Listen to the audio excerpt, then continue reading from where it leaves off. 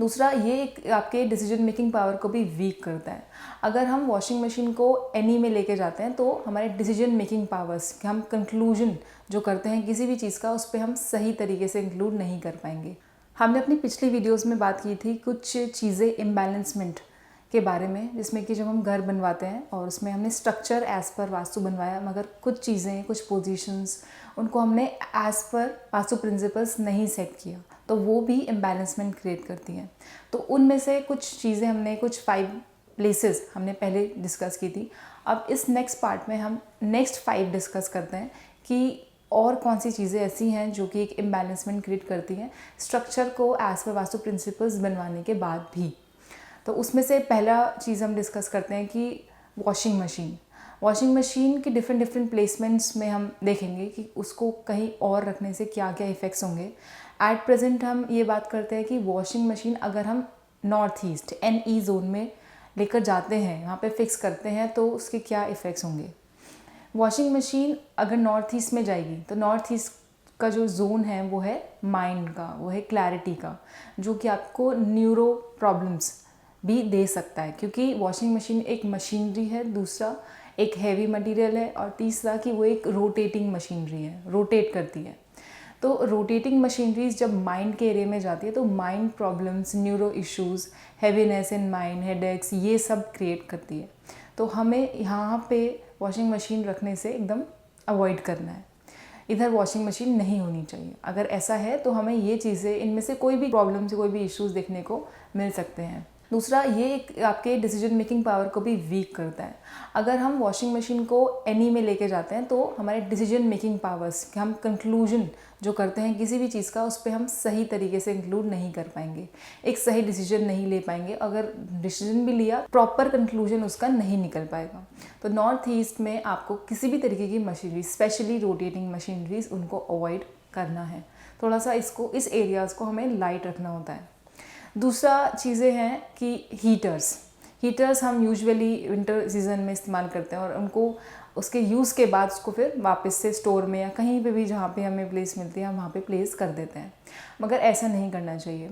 Heaters के लिए specially कुछ जोन्स हैं जहाँ पे हमें 100% अवॉइड करना ही चाहिए, और उनमें से पहला है कि वेस्ट साउथ वेस्ट जोन है सेविंग का, एजुकेशन का। मगर इसमें अगर हीटिंग ऑब्जेक्ट्स आते हैं तो वो आपको थ्रोट रिलेटेड इश्यूज़ दे सकते हैं, कफ रिलेटेड इश्यूज़ या फिर ड्राई कफ, ये सब चीज़ें देखने को मिलती है अगर हम हीटिंग ऑब्जेक्ट्स को, स्पेशली हीटर्स को, चाहे वो इन यूज़ है या नहीं, मगर अगर वो इस जोन में आते हैं तो आपको cough related problems, throat related problems और उसकी एलर्जीज़ कुछ इस तरीके से फेस करने को देख सकते हैं कि यहाँ पे हमें हीटिंग ऑब्जेक्ट्स को स्पेशली अवॉइड करना है। इसके साथ ही इसी सेम जोन में अगर हम रेफ्रिजरेटर को प्लान करते हैं, ऑल्दो हमने इस पे प्रॉपर एक वीडियो सेपरेट क्रिएट की हुई है कि रेफ्रिजरेटर पोजीशंस अगर इस जोन में जाती है, मगर फिर भी कुछ चीज़ें हैं जो इसमें हमें अवॉइड करनी है। वही सेम जोन में, मींस वेस्ट साउथ वेस्ट में, हमें रेफ्रिजरेटर पोजीशंस को प्लान नहीं करना। अगर हम ऐसा करते हैं तो ये भी हमें एक थ्रोट प्रॉब्लम्स का रिलेटेड प्रॉब्लम्स दे सकता है, बिकॉज इसमें भी हीटिंग ऑब्जेक्ट्स भी है और कोल्ड टेम्परेचर की वजह से एक वो एक्टिविटी भी है। तो दोनों चीज़ें एक इम्बैलेंसमेंट क्रिएट करती हैं, स्पेशली इस जोन में, जो कि थ्रोट पर इफ़ेक्ट डालती है। तो वो थ्रोट रिलेटेड इश्यूज़ हमें मिल सकते हैं।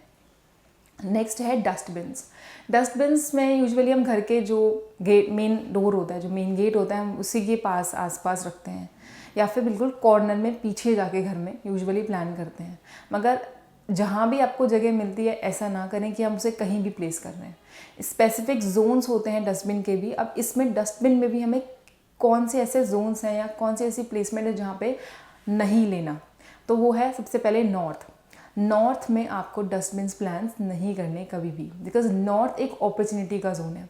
नए अवसर, न्यू अपॉर्चुनिटीज़ लाइफ में आना, किसी भी तरीके की अपॉर्चुनिटीज़ में भी, वो मनी से रिलेटेड है, आपकी लाइफ से रिलेटेड है, आपके वर्क से रिलेटेड है, तो यहाँ पे हमें डस्टबिन्स को प्लान बिल्कुल भी नहीं करना, बिकॉज वो एक डिस्पोजल दिखाता है। डस्टबिन एक डिस्पोजल एक्टिविटी है। डस्टबिन को जब भी हम नॉर्थ साइड प्लान करते हैं तो वो हमारी जो न्यू अपॉर्चुनिटीज़ आनी है लाइफ में या जो हैं एट प्रेजेंट, उनको डिस्पोज ऑफ करता है। और हमें सभी को अपॉर्चुनिटीज़ चाहिए, तो न्यू अपॉर्चुनिटीज़ अगर नहीं है तो चेक करिए अपने नॉर्थ डायरेक्शन में कि आपने कोई भी डिस्पोजिंग एक्टिविटी उधर प्लान की हुई है। मे बी वो टॉयलेट्स की फॉर्म में हो, या मे बी वो डस्टबिन्स की फॉर्म में हो, या फिर क्लटर की फॉर्म में भी हो सकता है।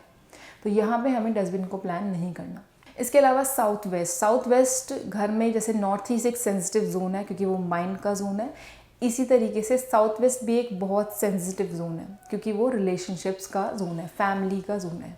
अगर यहाँ पे हम कभी भी गार्डन प्लान करते हैं या ट्रीज़ प्लान करते हैं, प्लांट्स प्लान करते हैं, अगर बालकनी आपकी सपोज करते हैं साउथ वेस्ट में है और साउथ वेस्ट में बालकनी है, तो मीन्स हम कभी कभी प्लांट्स भी उधर प्लान करते हैं। तो यहाँ पे आपको ग्रीनरी अवॉइड करनी है।